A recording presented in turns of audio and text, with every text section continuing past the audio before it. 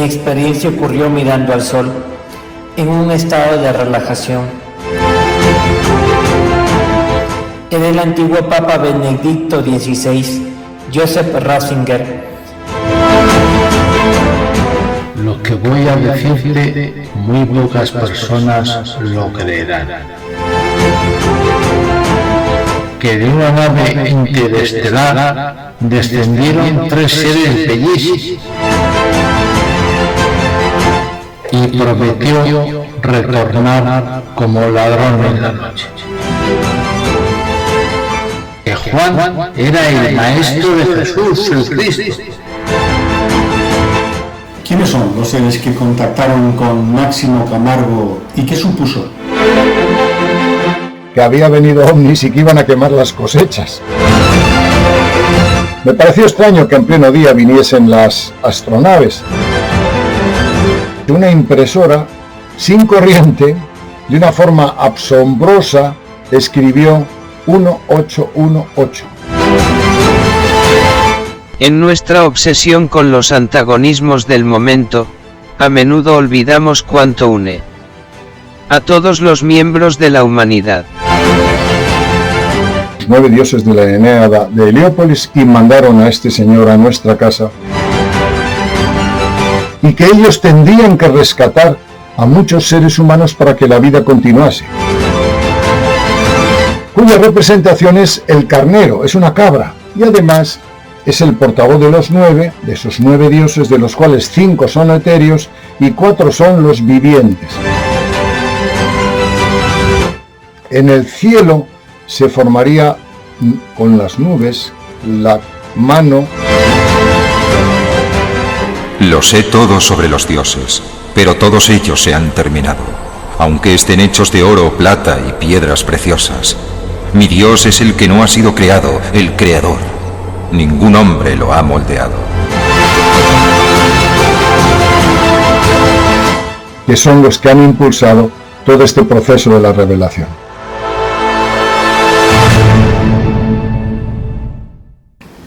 ¿Quién es Quetzalcóatl? Bueno, como antes he citado, Quetzalcóatl es Cristo, el espíritu crístico. Una entidad altísima que pertenece a los 9. Hay un personaje, un parapsicólogo, yo creo que ha sido el mejor del mundo, Andrija Pujarich, que escribió un libro sobre Uri Geller, aquel que doblaba cucharas. Bueno, este hombre dice que el ser, este Quetzalcóatl, esta entidad, venía del planeta Juba, o Jehová, o Jubei, según se pronuncia en inglés o en castellano. Jehová.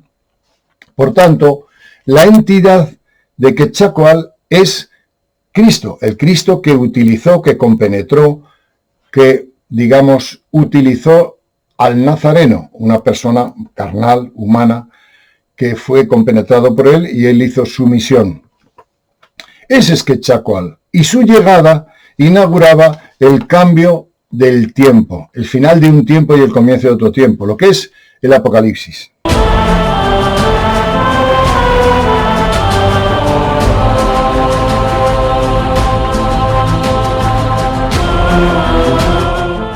El Apocalipsis que se ha entendido mal, no es un castigo divino y no es que Dios nos vaya a castigar por los pecados, es una alineación planetaria. Primero, en el 87 se despertaron, como antes he dicho, los hijos del sol o los danzadores del sol, porque los planetas se ponían en un trígono de fuego y el fuego es la vida, la fuerza, la identidad superior. Ahí se despertaron. En el 2011 se creó la alineación de la espada de Dios, que es el retorno de los dioses. Y en el 2012 estaba previsto que la humanidad se acabase, el fin del mundo, que no fue tal. ¿Por qué considera usted importante el año 2011 y qué significa lo que usted llama la espada de Dios? Yo puedo valorar el tema del 2011, la espada de Dios, como algo importantísimo, pero desde el punto de vista astrológico.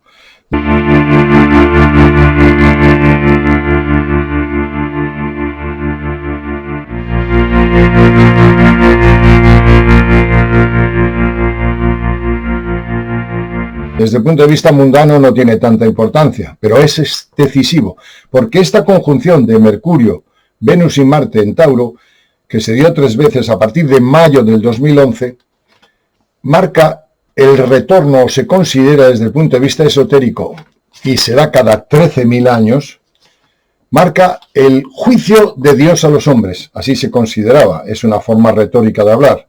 Daros cuenta que todos estos fenómenos que se dieron hace 2000 años, que son cuando se escribió el Apocalipsis, fueron dogmatizados, fueron comparados o fueron atribuidos a Dios, porque no existía astrología, no había sí la de Ptolomeo y alguna cosa más, pero no había una referencia cultural adecuada. Entonces, la espada de Dios se da cada 13.000 años y se considera el retorno de los dioses, como así ocurrió, el retorno de Quetzalcóatl, que es el Cristo, el retorno del Cristo, la Pascua. Y además, el comienzo de un tiempo nuevo. Y según la leyenda esotérica se dice que es el juicio de Dios a los hombres con una espada, que a su vez la porta el arcángel San Miguel, etcétera, etcétera. Pero esto es la connotación religiosa, no tiene que ver nada con la religiosidad, sino tiene que ver con un tiempo de cambio. En el año 2012, estos seres anunciaron la destrucción del mundo mediante algo que iba a venir a nuestro planeta y que destruiría a la humanidad. Efectivamente, Alfonso, lo que Camargo me decía es que en el 2012 la vida en la Tierra desaparecería y que estos seres, los que contactaron con él, la Enéada, los dioses mayas, tendrían que rescatar a la humanidad, a los que quedaran sobrevivientes y llevárselos a un sistema solar a millones de años luz hasta que la Tierra tuviese las condiciones adecuadas para albergar de nuevo la vida. Y era por algo que venía del espacio, como un enorme planeta o como una masa o como una energía que vendría y haría un desastre total.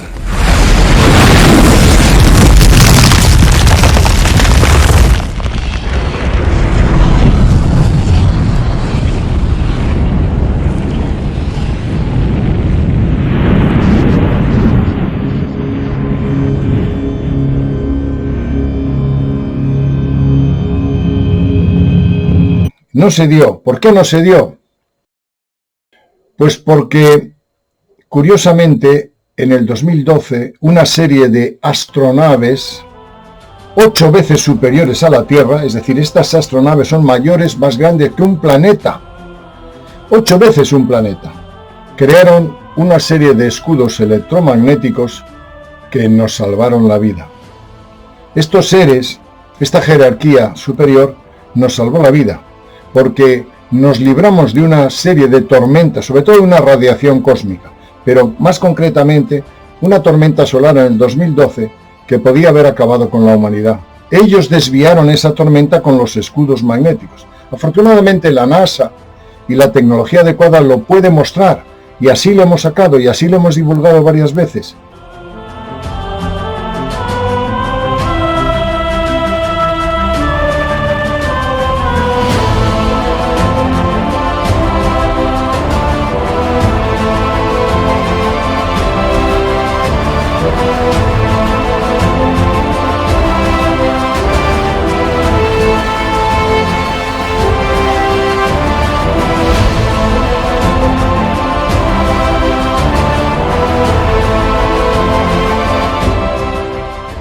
Señores, este es el mayor milagro de la historia de la humanidad. El retorno de Quetzalcóatl o del Cristo, o de la Enéada, o de los dioses mayas, o de los dioses sumerios, que son los mismos. Estos Quetzalcóatl es lo mismo que Anu, Enki, Enlil, como Osiris, Isis, etcétera, etcétera. Vinieron a salvar al ser humano, porque si no hubieran desviado con esos escudos electromagnéticos esa tormenta, hubiéramos fallecido todos, porque la eyección solar puede matar la vida en un minuto. Hay una película que se llama Señales del Futuro, que habla de eso, habla de cómo una tormenta solar es capaz de arrancar la vida, además penetra incluso en el interior de la Tierra. Estos seres nos salvaron la vida y tenemos el testimonio directo y fotográfico de ese tema. Por eso no se dio la evacuación de la humanidad, porque nos salvaron a última hora. Probablemente una jerarquía superior se acercaron con estas naves y nos salvaron la vida. Un milagro extraordinario que divulgamos. Sin embargo, el ser humano no valora estas cosas que son trascendentes. O sea, imaginaros una nave que es 8 veces superior a la Tierra, 8 veces más grande. Si entra en nuestro sistema solar, a nada que comprendáis un poco las leyes físicas, se destruye el sistema solar. Todas las orbitaciones planetarias serían disparadas. ¿Quiénes son estos seres? ¿Qué capacidad de cambio pueden tener? Es un milagro auténtico, querido amigo Alfonso. Hablamos ahora de esos objetos que aparecen cerca del Sol y que a veces los vemos entrar y salir de él. Realmente, algunos dicen que son naves extraterrestres. ¿Qué opina usted? Hay muchas fotografías y vídeos gracias a los telescopios que están ahora orbitando la Tierra, la capacidad de penetrar con la tecnología que tenemos en áreas recónditas de la galaxia. Hemos visto que el Sol constantemente, y sobre todo en el 2011 y el 2012, con lo que he dicho antes de los escudos protectores electromagnéticos, entran y salen naves en el Sol, incluso se impregnan de plasma, entran a una velocidad de 200.000 kilómetros por segundo, casi la velocidad de la luz, y son capaces de psiquizar, de potenciar, de emitir energía o información psíquica en el Sol. Hay una serie de astronaves, como se ve como la astronave inmensa está recibiendo o emitiendo luz solar, o plasma, o órdenes.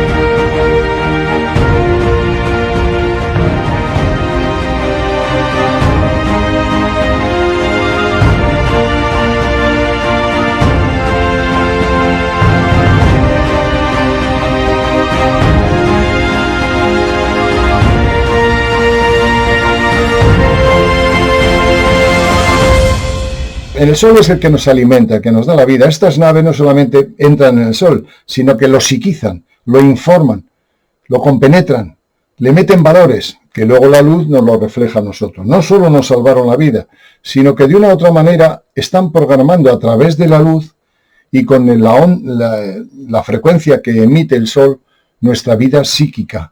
Desde el 2012 la humanidad ha cambiado de una manera extraordinaria y no para bien. Estamos en un punto crítico.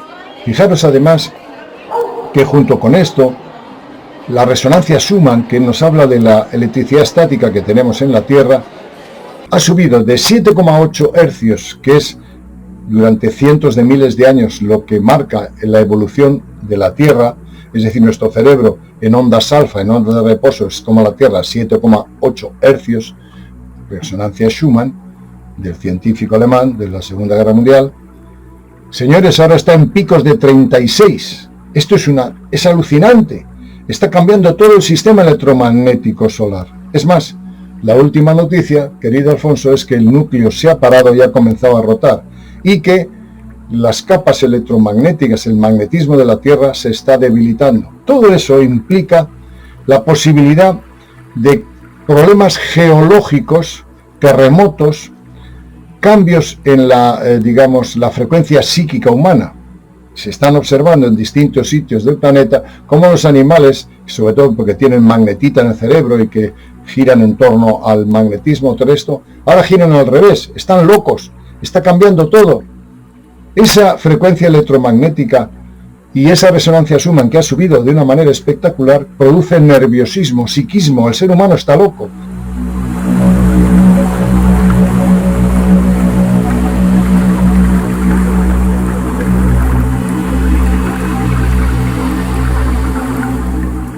El número de suicidios se ha multiplicado. Es tremendo. Estamos en una situación límite, con un núcleo terrestre parado o ralentizado, con un cambio probablemente en breve de polos y sobre todo con la posibilidad de que al pararse el núcleo interno, la fuerza centrífuga de los continentes, de las capas externas, pueden chocar unos con otros. Estamos en una situación absolutamente asombrosa, dictada por estas entidades, los dioses mayas, hace miles de años, y que vinieron a cumplir y que vinieron sobre todo a salvarnos la vida. Cambiando de tema, ¿por qué Ratzinger en el año 2011 pidió perdón por la muerte de Jacques de Molay, el último gran maestre templario? Ratzinger, el Papa, probablemente a nivel teológico sea uno de los... Se consideraba que era el mismo nivel cultural que San Agustín. Un mito, el teólogo más importante de la humanidad. Era una persona inteligentísima. Ahora que me haces la entrevista, ha fallecido hace poco.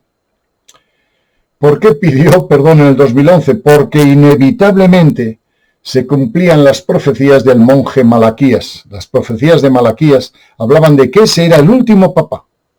Y él tuvo que pedir en el 2011, cuando llegaron los dioses, cuando Quetzalcoatl, que es el Cristo, dijo: ¿qué pinto yo aquí? Si ya ha acabado, si esta ya no es la iglesia, el último papa soy yo. Él se dio cuenta de todo eso y dimitió.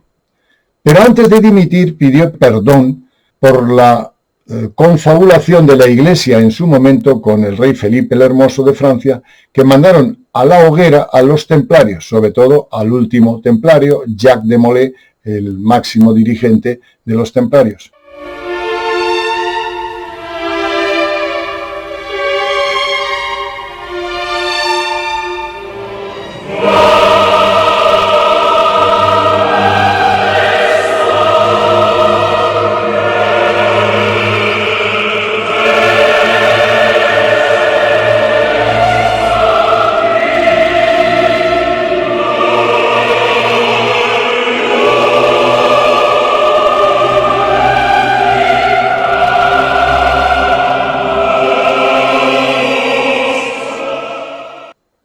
¿Por qué los templarios? ¿Por qué pidieron por los templarios?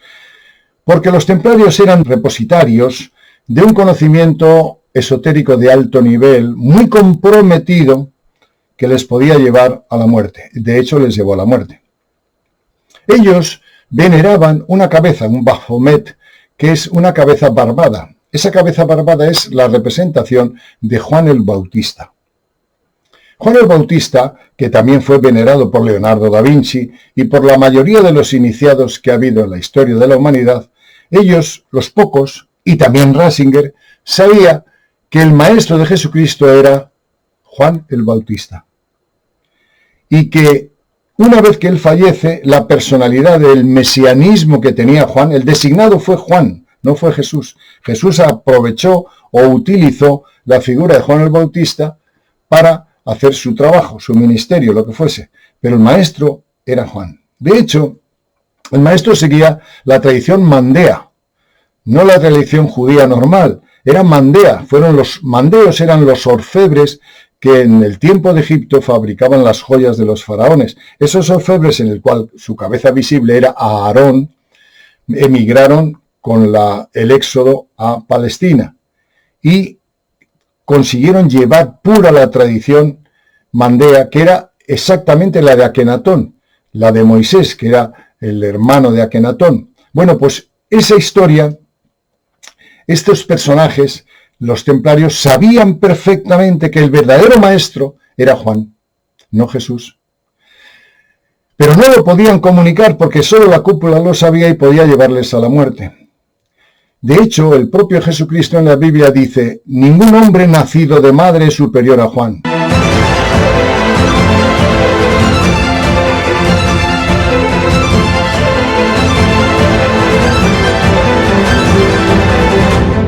Es decir, él acepta que su maestro era Juan, porque él también nació de madre. Pero el más grande de todos los nacidos de madre es Juan. Y Juan era el depositario del mesianismo y de la profecía, no Jesús. Eso lo supo Ratzinger y tuvo que pedir perdón porque esa historia de los templarios, que eran los que sabían lo de Juan el Bautista, más otros iniciados, les había llevado a la hoguera, y la Iglesia en su cúpula superior lo sabía, y él lo sabía, y pidió perdón. Fijaros una cosa que es importante. Los mandeos, y Juan era mandeo, y Jesús era mandeo, no pueden matar, no pueden producir guerra, son pacifistas.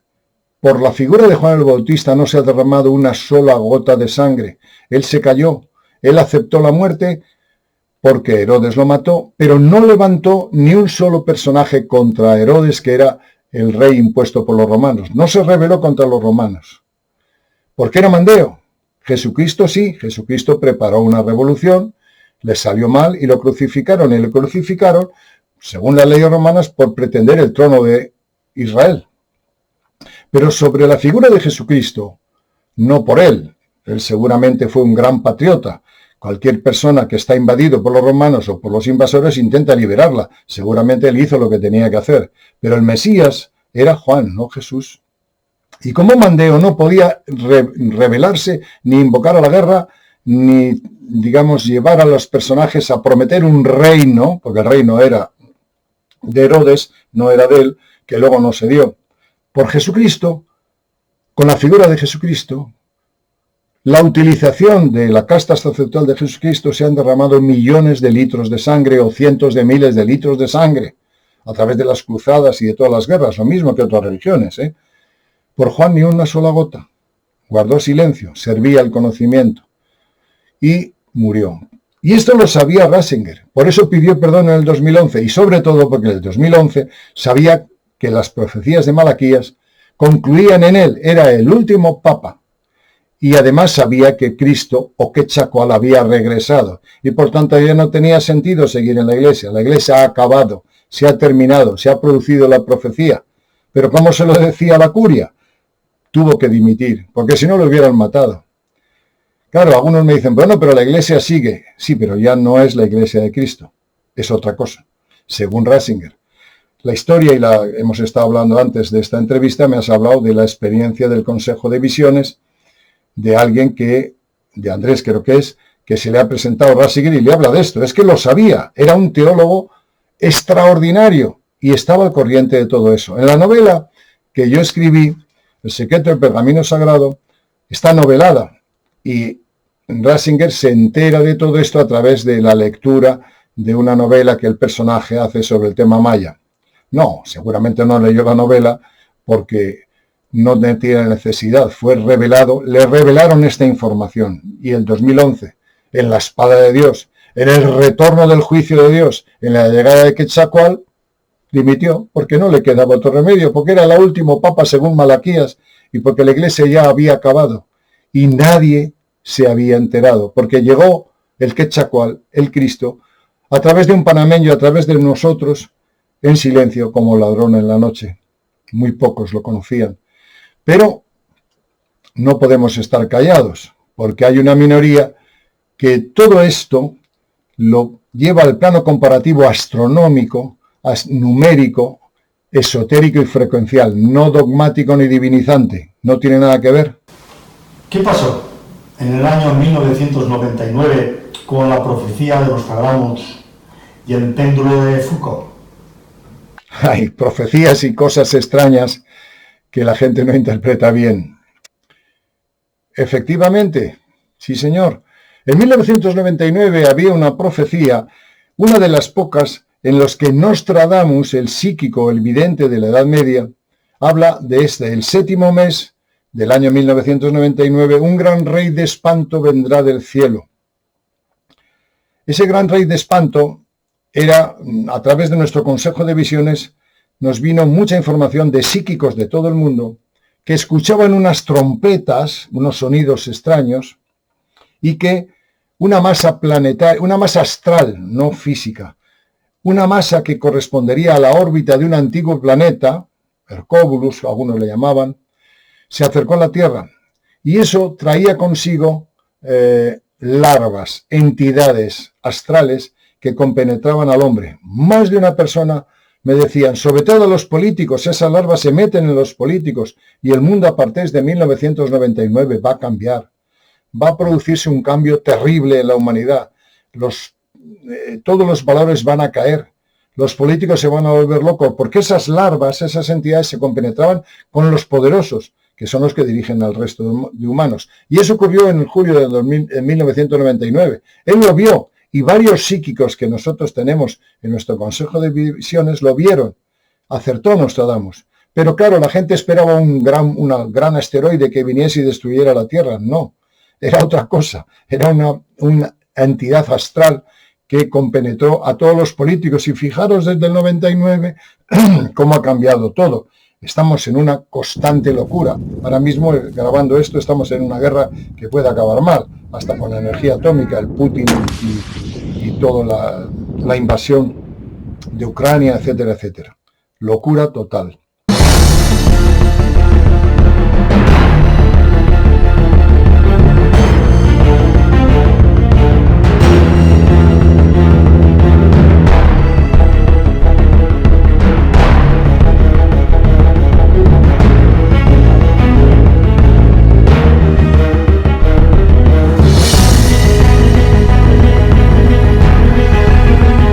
En 1999 se produce otro fenómeno, el péndulo de Foucault, que tiene un movimiento pendular constante, permanente, se aceleró.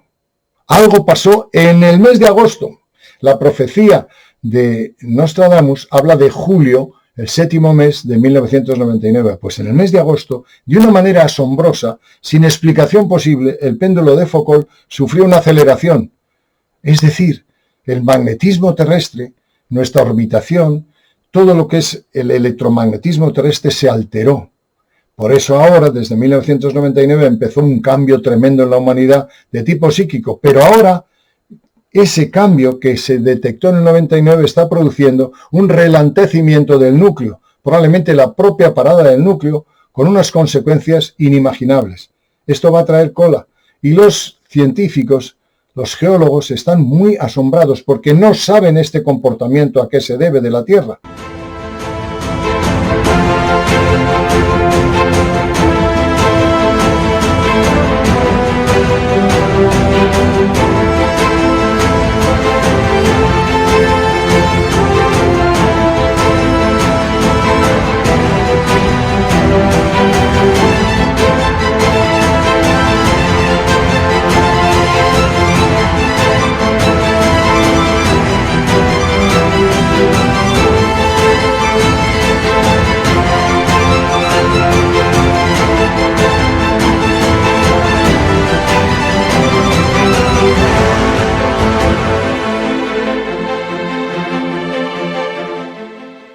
Recordando de nuevo a Ratzinger, ¿por qué cree usted que dimitió?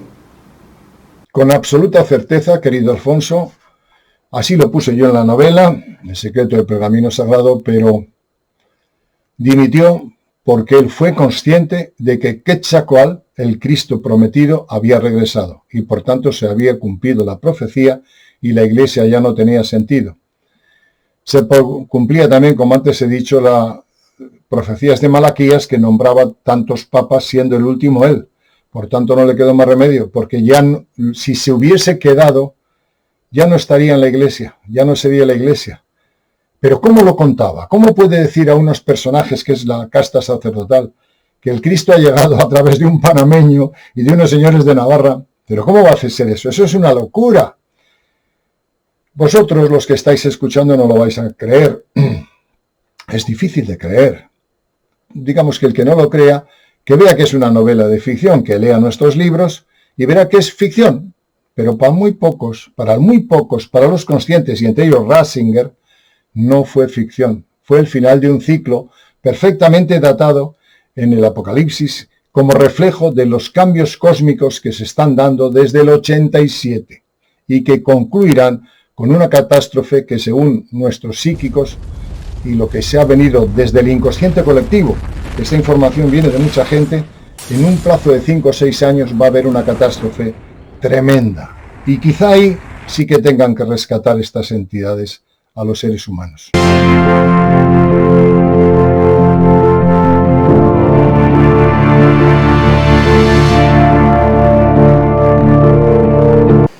¿Usted cree que el Papa Ratzinger sabía que Juan el Bautista fue el verdadero Mesías y que Jesús era su discípulo?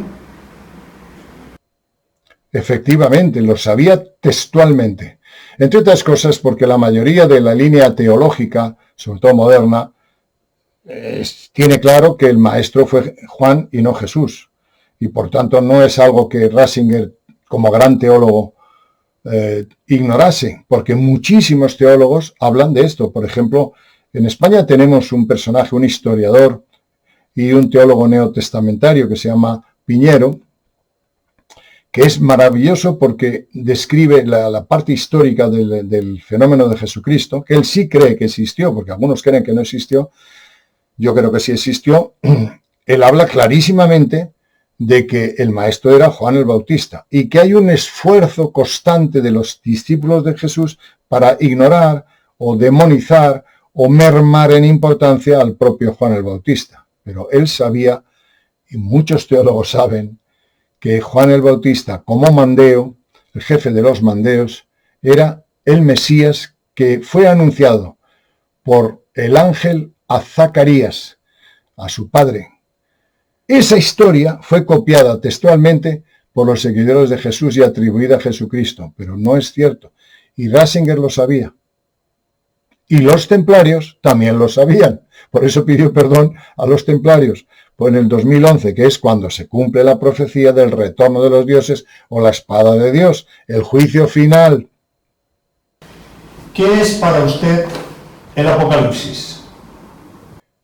El Apocalipsis fue el resumen de las visiones de varios psíquicos gnósticos que hablan de algo que no podían compararlo con nada astronómico porque no existía plano comparativo. La ciencia en aquel momento era supersticiosa o no existía. Y todo lo que ocurría se atribuía a Dios. El Apocalipsis, por tanto, se presenta como un cambio tremendo en la humanidad, digamos, como castigo divino por los pecados del hombre. Bueno, esa es una forma de hablar, porque ni es castigo divino ni son pecados del hombre. Sencillamente es una situación astronómica porque nos alineamos no al 100% con la galaxia en el 2012 y eso trajo una serie de radiaciones cósmicas. Además, hace poco, curiosamente, se ha descubierto el agujero negro de Sagitario, que está inclinado en una serie de grados y enfoca hacia la Tierra.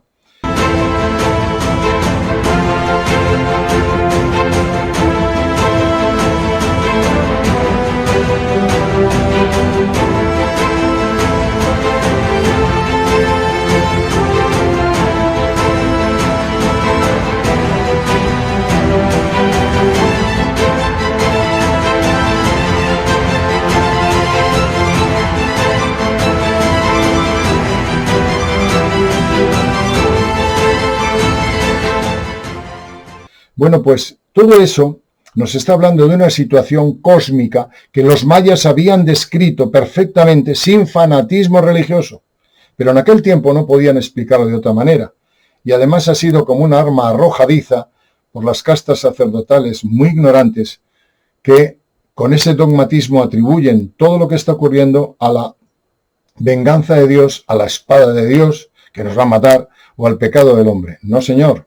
Es un proceso astronómico porque los alineamos con la galaxia y de todos es sabido que cada 62 millones de años se produce una extinción de la vida por la llegada de la radiación cósmica. Lo que realmente es peligroso para el hombre son las radiaciones cósmicas que vienen del espacio, que son protegidas por nuestro sistema electromagnético. Pero ahora el sistema electromagnético se está debilitando.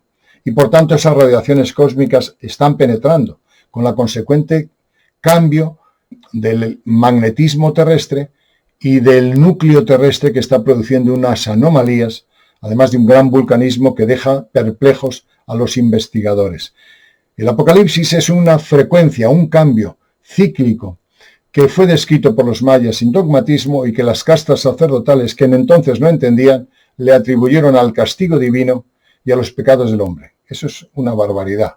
No tiene ningún sentido. Pero bueno, hay algunas personas que lo necesitan entender así y hay que respetarlo. La resonancia Schumann ha subido en forma alarmante. Y además ahora mismo se dice que el núcleo terrestre se ha parado.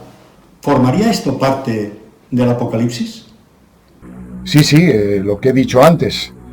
La resonancia Schumann es, digamos, es la electricidad estática, la frecuencia electromagnética que se queda en la atmósfera, entre la atmósfera y la corteza terrestre, y se mide en hercios. Durante cientos de miles de años, esa resonancia está en 7,8, que es la frecuencia de ondas alfas del cerebro, cuando el cerebro está en reposo. Por tanto, siempre ha habido una sintonía entre el hombre y la naturaleza, o la naturaleza ha seguido un ritmo determinado, pero desde el 87, desde el tiempo de la convergencia armónica, empiezan unos picos de subida y de bajada, alcanzándose niveles de 36 hercios, de 7,8 a 36. Durante cientos de miles de años no ha habido cambios, y de repente en este ciclo, el ciclo apocalíptico, que es un ciclo de frecuencias electromagnéticas, se produce una subida de 36. 36 hercios en la resonancia Schumann significa locura, nerviosismo.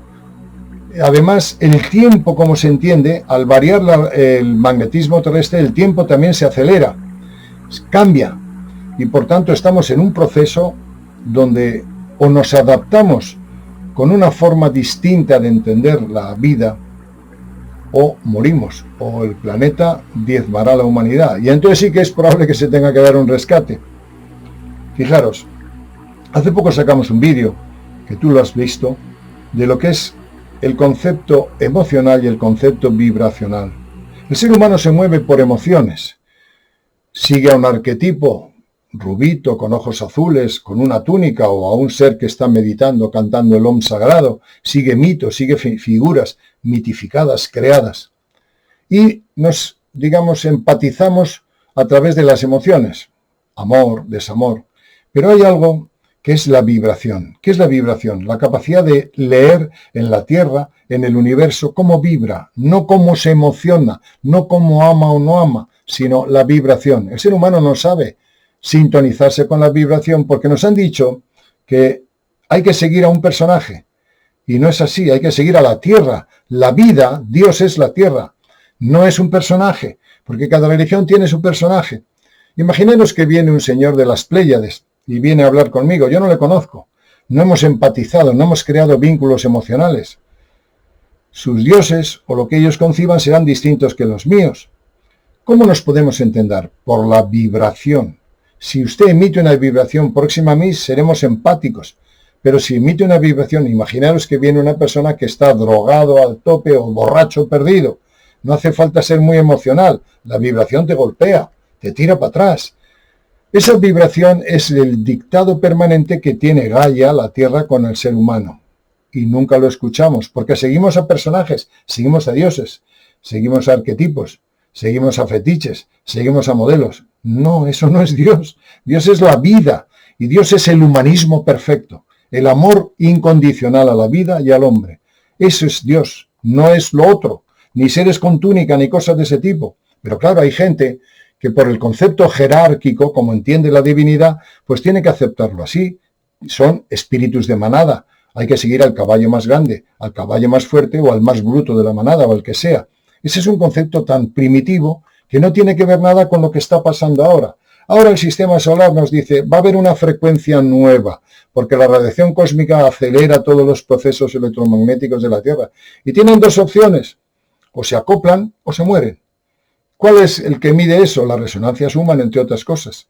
No solo el manto electromagnético de la Tierra, el magnetismo terrestre que está cambiando, el eje que está cambiando, o el núcleo que está cambiando, sino la vibración. Una resonancia de 36 es una locura. Esto acabará con el ser humano está así. De hecho, yo duermo muy mal. No sé tú, Alfonso, si duermes bien, pero yo duermo muy mal desde hace poco tiempo. Luego vi un cielo nuevo y una tierra nueva. El primer cielo y la primera tierra habían desaparecido.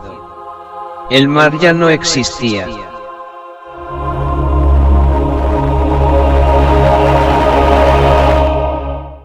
También vi la ciudad santa, la nueva Jerusalén que bajaba del cielo, desde donde está Dios. La ciudad estaba arreglada como una novia para su novio, lista para casarse. Oí una fuerte voz del cielo que decía, Ahora, el hogar de Dios está con los seres humanos y Él vivirá con ellos. Serán su pueblo y Dios mismo estará con ellos como su Dios. Él secará todas sus lágrimas, y ya no habrá muerte ni sufrimiento, ni llanto, ni dolor, porque el mundo como existía antes ya desapareció. Entonces, el que estaba sentado en el trono dijo, yo estoy haciendo todo nuevo. También dijo, escribe esto porque estas palabras son verdaderas y confiables. Después me dijo, ya está hecho. Yo soy el Alfa y la Omega, el principio y el fin. A todos los que tengan sed, les permitiré beber del manantial del agua que da vida. Todo eso voy a darle al que salga victorioso. Yo seré su Dios y él será mi hijo.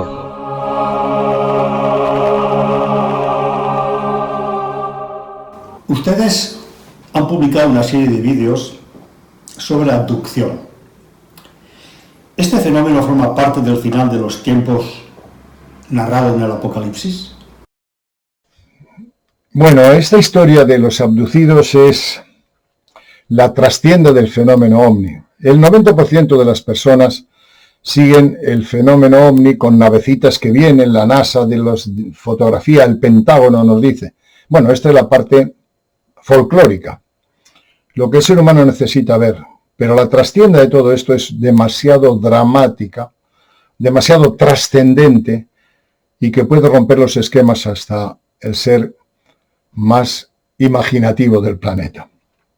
Desde hace muchos años, probablemente desde el 87, y siguiendo lo que hemos dicho antes del Apocalipsis, que hay un trono, sobre el trono un cordero, luego 4 vivientes, Isis, Osiris, Ra, Atum, 144.000 elegidos, luego hay una gran multitud, dice el Apocalipsis. Esa gran multitud son los millones de seres creados por una raza que ha venido del espacio, o varias razas que han venido del espacio, y que hacen lo siguiente. Atención porque esto es muy fuerte.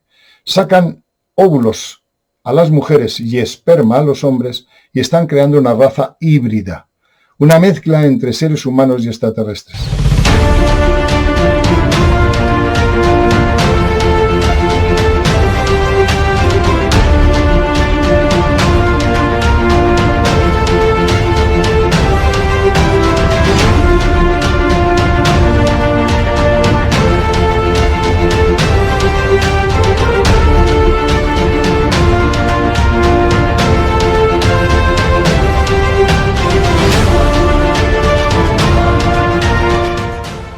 Pero se calcula, según estadísticas, sobre todo de John Edward Mack, o David Jacobs, o Bárbara Bartolic, o Carla Tarrant, una serie de autores en Estados Unidos que son de obligada lectura, se calcula que el número de abducidos solo en Estados Unidos pueden ser 8 millones de seres. Solo en Estados Unidos. Pero claro, un hombre, si le sacan, en el esperma tiene 750 millones por centímetro cúbico. O sea, un solo ser humano puede concebir una humanidad entera. Y óvulos tienen mucho las mujeres. Esa raza híbrida son los que poblarán la Tierra, la nueva humanidad a la que se refiere el Apocalipsis.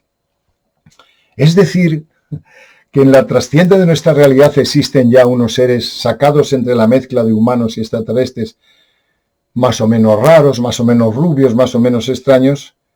Se llama la raza híbrida, que está esperando a que se dé un fenómeno de cambio en la naturaleza y en la tierra, como dice el Apocalipsis, donde había agua, ahora habrá tierra, etcétera, etcétera. ¿Y quién poblará la tierra? Los supervivientes y sobre todo los híbridos creados a partir de estas entidades. Estas entidades tienen un enorme espíritu de manada. No tienen la genialidad de Mozart, por ejemplo, porque todos son Mozart. No tienen el concepto de jerarquía. Ellos tienen un concepto de manada, de grupo, de enjambre. Nosotros somos geniales, cada uno de nosotros somos Dios y diablo, somos tremendos. Ellos no conciben eso, no lo entienden, no se mueven por emociones, se mueven por vibraciones.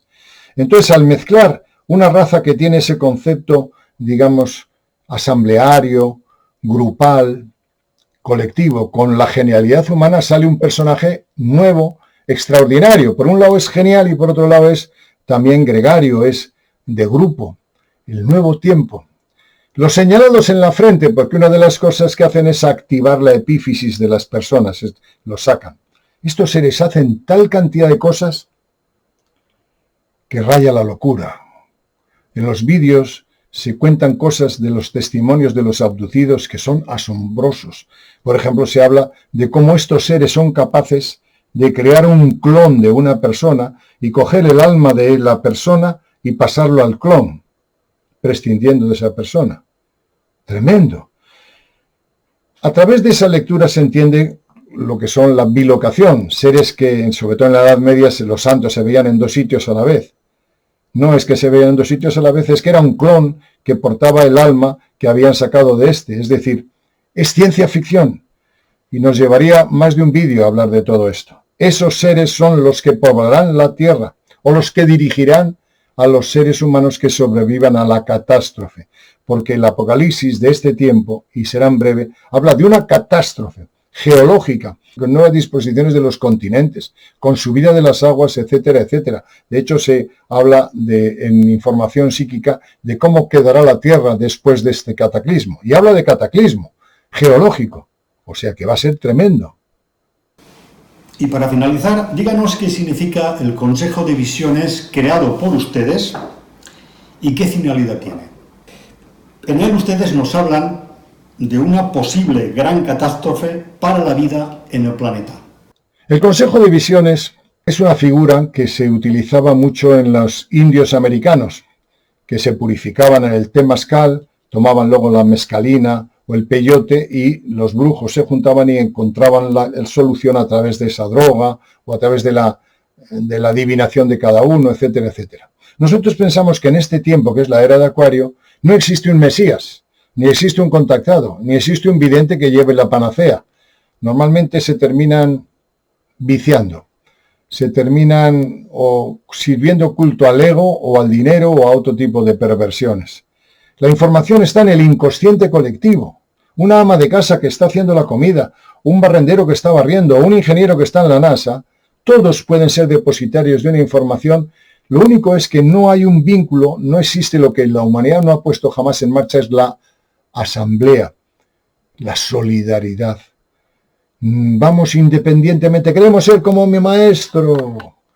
Y ego e individualidad absoluta. Pero si conseguimos escuchar los sueños de muchos seres, las revelaciones de muchos seres, probablemente esa información esté en ese inconsciente colectivo. Eso es lo que es el Consejo de Visiones, la recepción de información psíquica, astral, paranormal o física de entidades de todas partes del mundo que terminan produciendo por frecuencia, por simultaneidad y por, digamos, coincidencia, una información que la cuestionamos o que la sacamos a debate. Nunca afirmamos nada. No existe dogmatismo en la información esotérica, existe análisis e investigación. Ese es el Consejo de Visiones. Y si estáis viendo este vídeo, cualquier información que recibáis en forma paranormal, nos gusta escucharla. Porque a lo mejor lo que tú has recibido lo ha recibido otra persona en China, otra persona en las antípodas. Y puede ser una información importante, porque ya no creemos en mesías únicos, en contactados únicos, en divinos, en seres que nos van a salvar la vida, todas esas cosas. Eso no existe. Existió, sí, pero ahora no es el tiempo, es el tiempo de Acuario, el tiempo del grupo, de la asamblea, de la ciencia, de la investigación y de la racionalidad esotérica.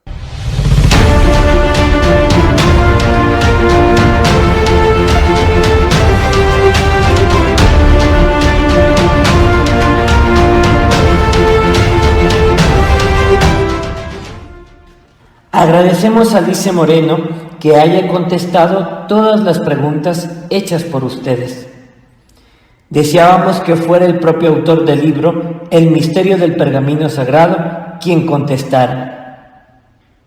Les recordamos que si desean pueden obtener el libro gratuitamente bajándolo de la red, así como todo el material existente en nuestras webs Heliosfera y Heliocentro.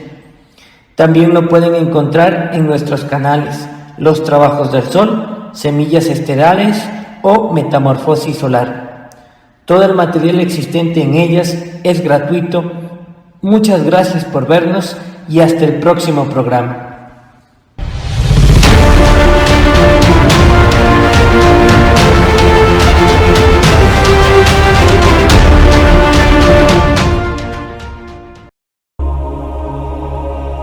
Oh grandes padres, que después de haber sembrado frutos escogidos sobre un planeta ario e inculto, nos habéis abandonado como flores sin rocío.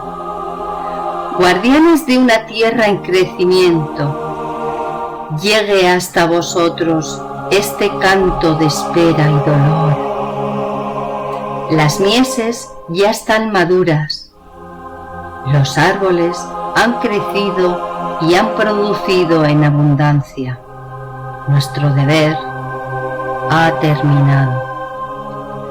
Los hijos de nuestros hijos, nacidos en los surcos de una tierra extranjera, olvidarán vuestra promesa. Pero nosotros, fruto de la sabiduría llegada del cielo, no hemos borrado de la mente el rostro de los padres, y cada día y cada noche que este planeta concede, escrutamos atentos las nubes, esperando veros volver sobre los carros de fuego a recoger lo que habéis dejado.